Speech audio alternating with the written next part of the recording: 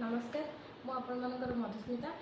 पूर्वपरी मुझे आपण आ गए नुआ भिडियो नहीं आसी जमीक मु पूर्व आपको देखी सरे ब्लेड केमी यूज करा हुए और तार केमी बेड को चेंज करा हुए आज सेमती मो आज भिडियो मैट्रिक बॉक्स कौन यूजेस से देखिए केमी से बॉक्स को यूज कर 90 डिग्री और 45 डिग्री रे वुड को केमी कटिंग करवा मुझे भिडियो आपको देखा जाऊँगी। ये बॉक्स मध्यम मत वुड को 90 डिग्री और 45 डिग्री रे काटबार अच्छी